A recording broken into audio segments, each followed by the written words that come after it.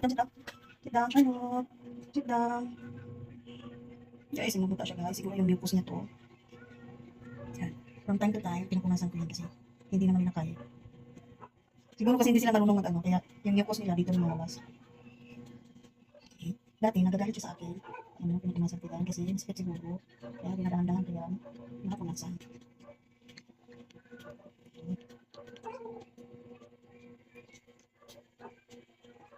Kasi, eh, guys, matupunot na yan yung mucus yung ano niya.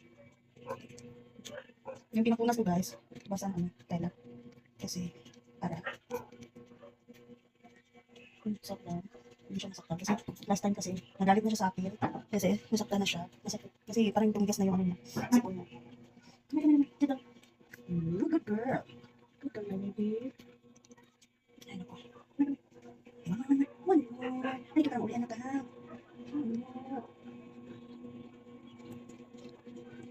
Natigas na guys. Siya kasi, mahirap siya punan kasi, tanggalan ng ano. Kasi nagagalit siya. Tapos, ngayon ako nakita ng mga ano, kasi, si Tugo, first time ko kasi mag-ano, kay Tugo, meron pala si Papa pero hindi siya umabot, 1 month lang. So si Tugo yung pinakamatagal ko, siya yung ano, si Tugo ngayon is 1 year and magwa 1 month, 1 year and 1 month. So ngayon, yun ako nakita ng ano, the last year na inalagaan ko si Tugo, wala siyang ano, only lang may lumabas na white fluid pag nagbagay kami papuntang vet niya, ganun. Siguro dahil sa init na panahon, pero as in last year, wala siya, hindi siya sinipon, wala siyang ano, yun, ngayon lang sila. Tapos ito pa, naghahawaan pa sila. Ngayon, dati, yung ano, si Charlotte lang, si Tugo tsaka si Charlotte lang. Ngayon, si Whitey White na pati si Charlotte, si Whitey White pati si Dami, ayun. Lahat na sila, apat na sila. So, yung tanging ina nyo, wala na, puyat na ako kapag. Tsaka, wala na yung inano ko dati. Kasi ang taas ng buting na ngayon, wala na sila lagnat, yung sipon na lang. Ito talaga, yung ano.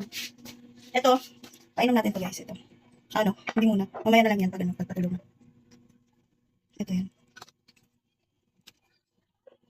So, ang bibigay ko sa kanya is 1 ml. Come here.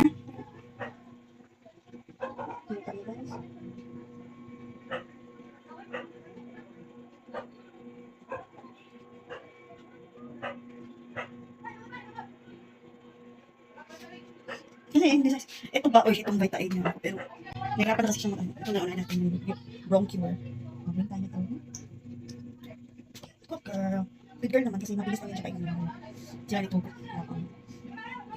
Magaling ka na.